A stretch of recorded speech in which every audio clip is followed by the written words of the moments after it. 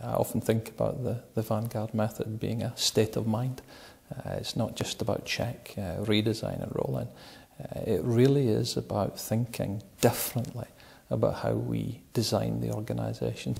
We have in the Vanguard Method, I think, the makings of a new profession about how to manage correctly.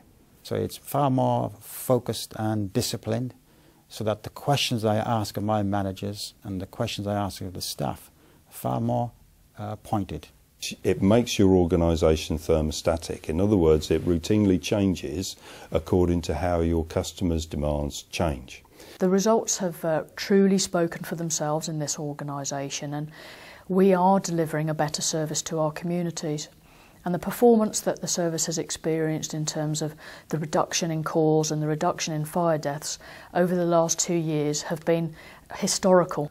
The benefits to our bottom line, we believe, are around 100 million, which is made up of efficiencies, yes, the way we do things, but also a much more efficient impact on the claims line, because time is money in the time to settle claims, and the customers are getting what they're wanting at the same time. The Vanguard Method has allowed us to take out of the organisation in the last 2 years £2 million worth of savings, but without impacting our frontline service delivery. So it's kind of giving us more efficient services, but with better outcomes. Our revenue savings are £2.5 million a year. The members asked me last year to save £1 million. We saved £1.5 million on the general fund. And this year they asked me to save £3.5 million. We've saved £8.5 million. By understanding all of the demand coming into the organisation, what we're able to do is to shape the way that we deliver those services far more effectively. There's that moment, and you see it with the staff, and they use often an expletive to say, wow, why are we doing that? I didn't know that. And that kind of revelationary moment happens every single service review. Those that are sort of celebrating in manufacturing that they've effected a real turnaround and they've brought in some new methodologies and they've got some real efficiencies need also to look at the Vanguard Method, because the Vanguard Method, in my mind, has made this huge breakthrough in the service sector, understanding that services directly involve the end user. Historically, we've outsourced and offshored. And actually, if you don't understand waste and failure, what you inadvertently do, or without knowledge, is offshore waste.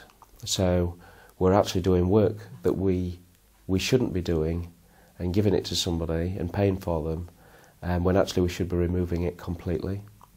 And the economics of that we didn't understand. If you're giving people the things that they need, invariably your services become cheaper. You're exposing waste because it doesn't match demand, therefore you stop doing it. And we're at the highest Net Promoter Score we've ever had around our UK businesses. And wherever we've done this work, our morale tends to improve by 20 to 30 points on the measure that we use around the business. I mean, just as an indication, in call centres where attrition rates were around 50%, that's almost down to single digits, which is unheard of in a call centre environment. It's absolutely liberating when someone comes away in tears because of the service that they've had.